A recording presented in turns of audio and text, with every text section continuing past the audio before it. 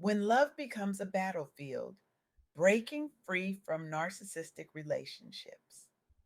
Have you ever looked in the mirror and wondered, who is that person staring back at me? Not in some philosophical way, but in that gut wrenching moment when you realize you've become unrecognizable to yourself. I recently had the profound privilege of interviewing Likisha Brooks, a revolutionary force in the mental health space, whose work helping Black women reclaim their identities after narcissistic relationships has transformed countless lives. What makes Likisha extraordinary isn't just her clinical expertise, it's her radical compassion, her unflinching truth telling, and her ability to illuminate paths to freedom where others see only walls. Her insights weren't just information, they were liberation in its purest form. The thing about narcissistic relationships is that they don't announce themselves with fanfare. There's no warning label, no flashing neon sign that says, caution, soul erosion ahead. Instead, they begin like the most beautiful, intoxicating fairy tale you've ever experienced. One woman Lakeisha worked with described it with painful clarity. I thought I won the lottery. He was charming, attentive, made me feel like the center of his universe until suddenly I wasn't. She paused, then added with a hollow laugh, it's like being given the most perfect rose garden, only to discover later that every single thorn was designed specifically to wound you. That's the first pattern Lee Keisha identified, the cycle of idealization and devaluation. It's emotional whiplash at its most devastating. One day you're perfect, the next you can't do anything right. One day you're showered with affection, the next you're starving for the smallest crumb of approval. A Black professional woman Lakeisha counseled entered what seemed like an ideal marriage. Her husband was the definition of Prince Charming during courtship, attentive, supportive, seemingly perfect. But after the wedding, everything shifted. He became critical, emotionally distant, then loving again without warning. The unpredictability was maddening. She found herself isolated from friends and family as he demanded all her attention. I kept thinking, if I just love him harder, if I just understand him better, things will go back to how they were, she told Lakeisha. I didn't realize I was chasing a mirage. That's the cruel genius of narcissistic relationships. They make you believe the problem is you. That if you just tried harder, loved better, gave more, everything would be fine. It's gaslighting in its most insidious form, making you question not just your actions, but your very perception of reality. Let me pause here and ask you something. When was the last time you changed something about yourself? Not because you wanted to, but because someone else made you feel like you had to. Your appearance, your opinions, your dreams. If you're nodding right now, I need you to hear this. That's not love. That's control disguised as concern. That's manipulation masquerading as care. The second pattern Lakeisha identified is the gradual erosion of identity. It happens so slowly you barely notice it, like water wearing away stone, drop by drop, day by day, until suddenly you're standing in the rubble of who you used to be, wondering how on earth you got there.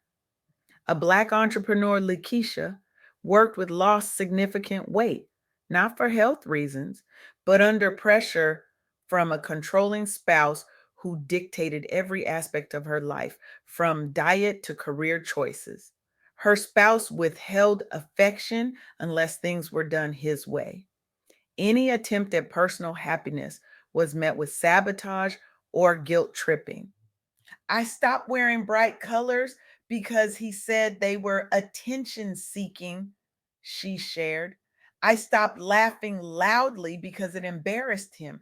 I stopped calling my sister because he said she was a bad influence. One day I looked in my closet full of beige and gray, and I didn't recognize my life anymore. It wasn't just my clothes that had lost their color, it was me. Now, some of you might be thinking, that would never be me. I'm too strong, too smart, too independent. And I get it. That's what I would have thought too. That's what most of us think until we're in it. But here's what Likisha taught me: this isn't about intelligence or strength. Some of the strongest, smartest, most accomplished women find themselves in these relationships because narcissists don't target the weak, they target the strong. They target people with big hearts, with empathy, with the capacity to see the best in others, even when evidence suggests otherwise. They target people like you, people like us, the helpers, the healers, the ones who believe in second chances and third chances and fourth chances.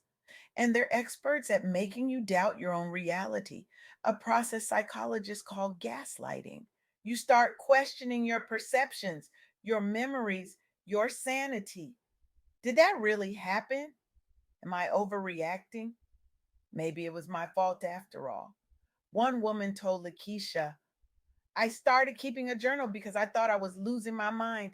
He would say something cruel, then hours later deny it completely. He'd move my things and tell me I must have misplaced them. He'd make plans with me, then claim we never discussed it. I started to think I had early onset dementia. At 32, this is where the third pattern emerges: the isolation. Narcissists systematically cut you off from your support system. They create tension between you and your friends. They find fault with your family.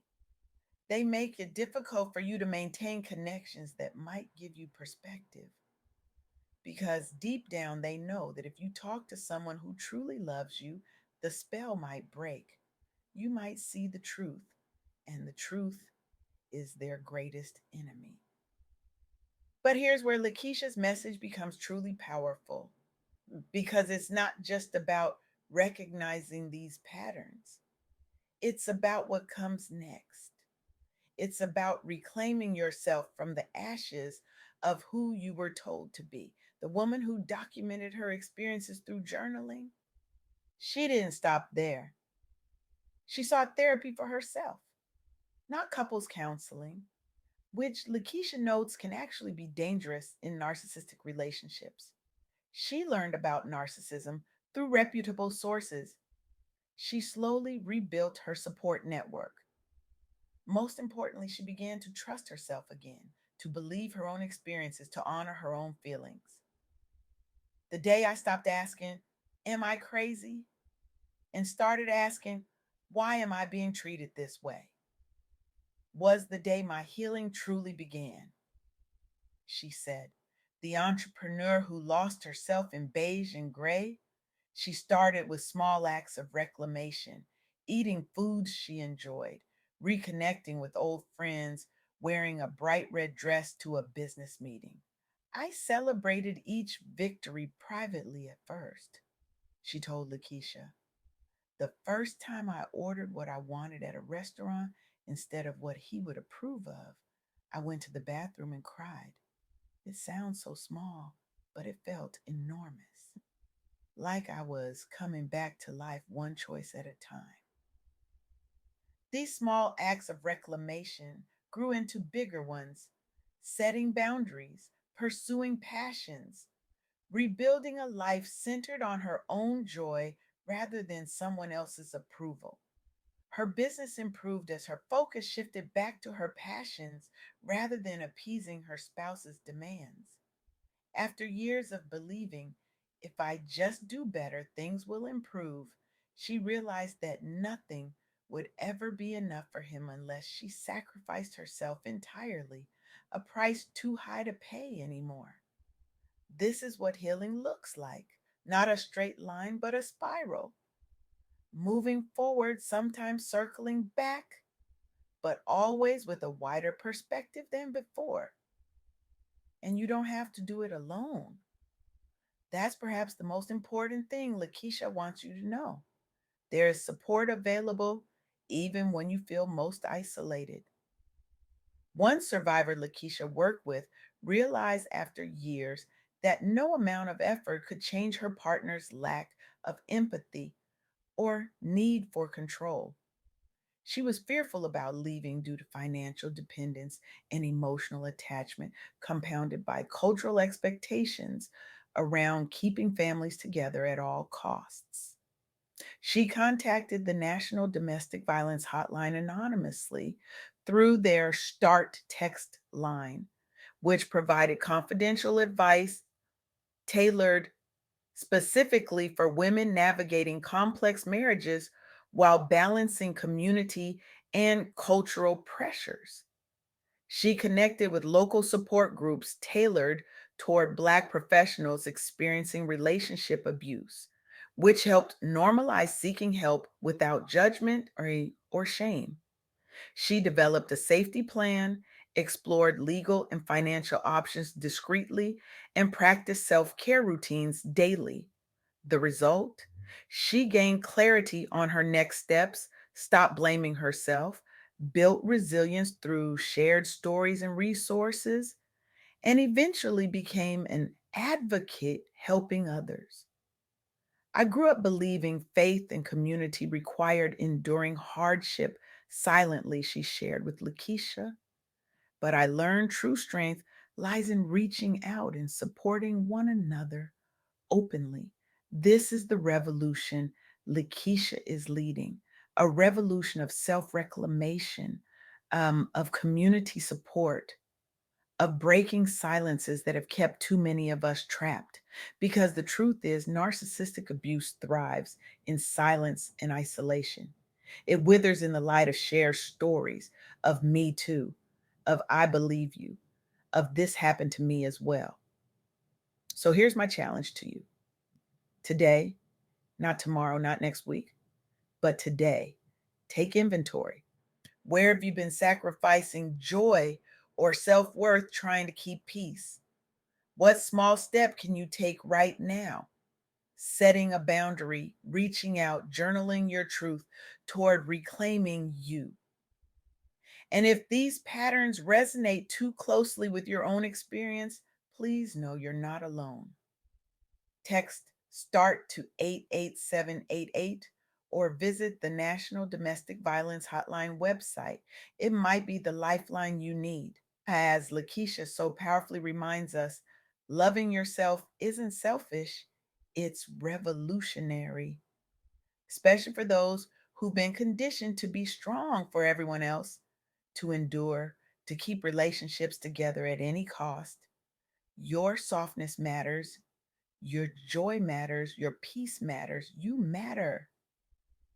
And sometimes the most courageous thing you can do isn't staying, it's walking away. Not because you failed, but because you finally decided to succeed on your own terms. Stand now in your truth. Reclaim your voice that was silenced, your dreams that were diminished, your light that someone tried to dim. The journey back to yourself may be the hardest one you'll ever take, but I promise you this. On the other side of that journey is a version of you so magnificent, so whole, so unapologetically alive that you'll wonder how you ever lived without her. The mirror is waiting. And this time, when you look, you'll recognize exactly who's looking back.